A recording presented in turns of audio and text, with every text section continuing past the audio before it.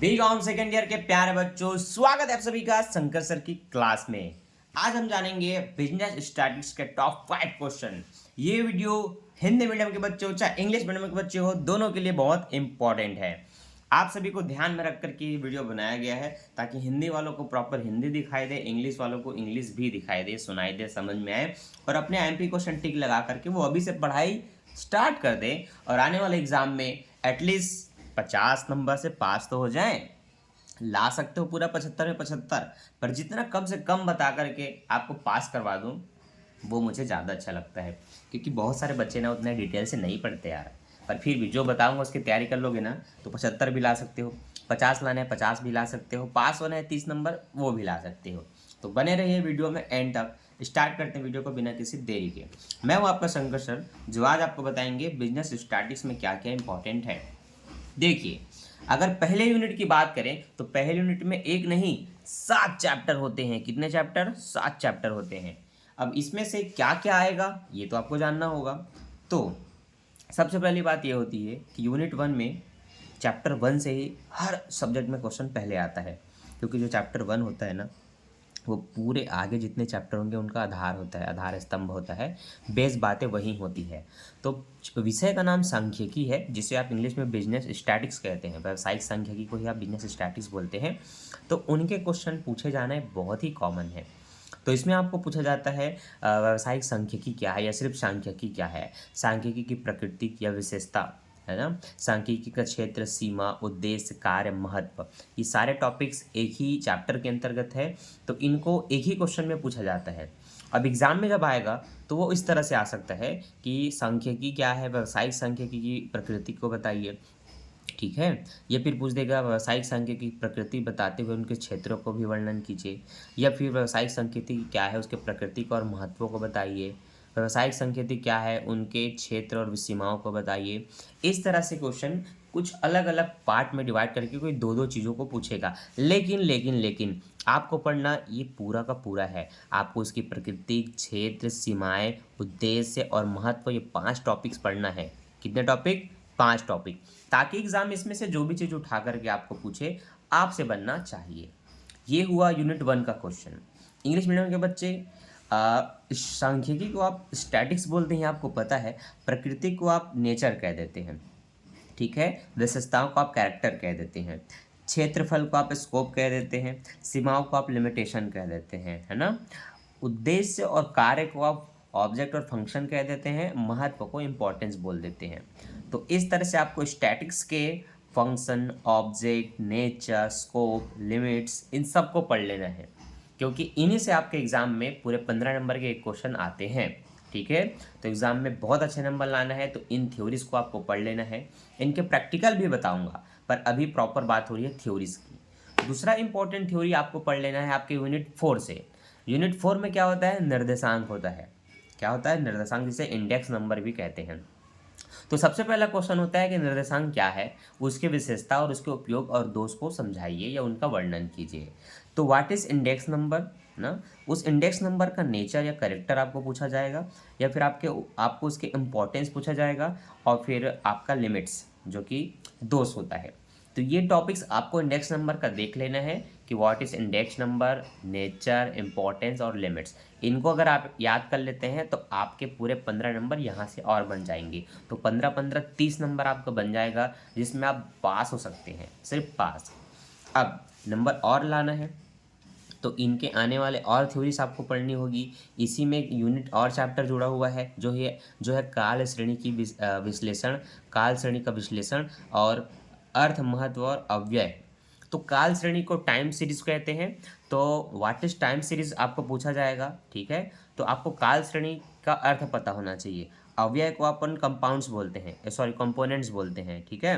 तो महत्व को आपको इंपॉर्टेंस कह देना है, ठीक है। अर्थ तो आपको मीनिंग होता है। तो आपको टाइम सीरीज का कंपोनेंट्स, मीनिंग्स और कैरेक्टर्स और इम्पोर्टेंस, ये टॉपिक्स आपको याद कर लेनी है। साथ ही साथ यूनिट 5 से आपका आता है व्यावसायिक पूर्वानुमान क्या है, उसके उद्देश्य एवं प्रकारों और महत्वों का वर्णन करें। अलग अलग 3 चीज़ें हैं जो कि आपके एग्जाम में हर साल पूछे जा रहे हैं, इस साल भी आ सकते हैं। तो इसमें से आपको पता होना चाहिए कि व्यावसायिक पूर्वानुमान क्या होता है, व्यावसायिक पूर्वानुमान क्या है, उनके उद्देश्य, कार्य, प्रकार, महत्व, उपयोगिता, ये आपको पढ़ने होते हैं। ठीक है, याद रहेगा। तो जो बच्चे इंग्लिश मीडियम के हैं, आप लोग को अपने यूनिट 5 में ढूंढना है बिजनेस फोरकास्टिंग के meanings, types, object, profit and importance. इतना टॉपिक्स आपको इसमें से पढ़ लेना है, तब आपके लगभग एक यहाँ से एक यहाँ से एक यहाँ से लगभग 3 क्वेश्चन बनेंगे, तो 15 दिया 45, और कोई 2 प्रैक्टिकल अगर आप बना लेते हैं तो पूरे आपके 75 नंबर कवर हो जाते हैं। किस किस टाइप के प्रैक्टिकल इंपॉर्टेंट होंगे, कौन कौन से मैं नाम बता दूं जिनके प्रैक्टिकल आपको बनाना आना चाहिए। ठीक है, तो एक बार ध्यान से देखिए और सुनिए। सबसे पहले अगर हम बात करें कि क्या इम्पोर्टेंस चैप्टर्स हैं या टॉपिक्स हैं जो आपको पता होना चाहिए, उसमें सबसे पहला आता है जो शुरुआत से है। ठीक है, अब मैंने थ्योरी बता दिया, इसका ये मतलब नहीं कि मैं प्रैक्टिकल ना बताऊं, मैं तो बताऊंगा। पहला है माध्य, फिर है आपका माध्यक या माध्यिका, फिर है आपका बहुलक। देखिए, पहला अगर कोई प्रैक्टिकल इंपॉर्टेंट होता है तो वो इनका होता है। दूसरा जो होता है वो होता है चतुर्थक का, जिसमें चतुर्थक का विचलन और गुणांक पूछता है। फिर आपका प्रमाप विचलन होता है, और उसमें एक मानक विचलन भी आता है। ये तीनों टॉपिक्स यूनिट 2 के अंतर्गत आते हैं जिनसे क्वेश्चन आते हैं। इसमें आपका दशमक भी आता है, इसमें शतमक भी आता है। ठीक है, ये सभी इसके अंतर्गत है, और माध्यमातिका भी इनके अंतर्गत शामिल होते हैं। तो इसमें सबसे ज़्यादा चीज़ इन्हीं में पढ़ना होता है, बाकी ये तो सरल है, इनका एक एक टॉपिक सीख गया आपने, क्लियर आपने सीख लिया। तो सबसे ईजी ये होते हैं, ईजी ये भी हैं पर ये बहुत सारे हैं।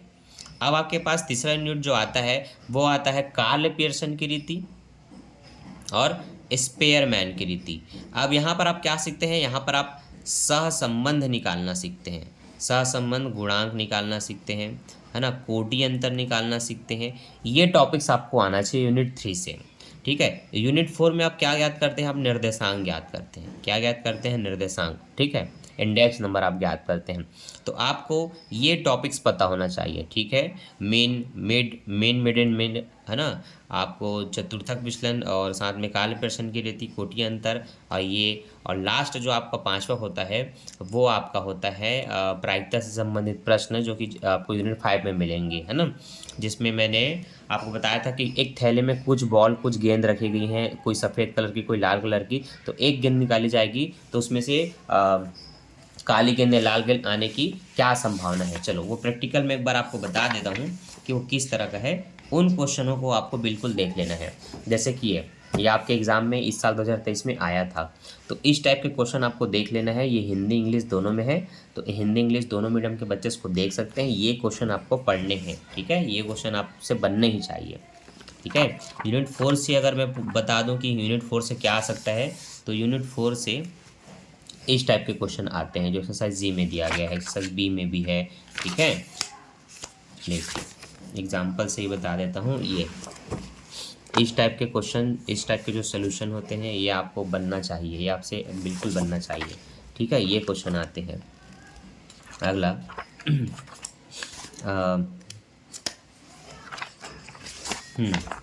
अगर मैं स्पेयरमैन की बात करूं, तो स्पेयरमैन की रीति में ये आपका एग्जाम्पल 1, एग्जाम्पल 2, ये एग्जाम्पल 3, ये बनना चाहिए। अगर ये सब आपको आता है अच्छे से तो बहुत अच्छी बात है, नहीं आता तो आप ऑनलाइन क्लास भी ले सकते हैं। ठीक है, तो बढ़िया से तैयारी कीजिए और अच्छे नंबर से पास हो जाइए।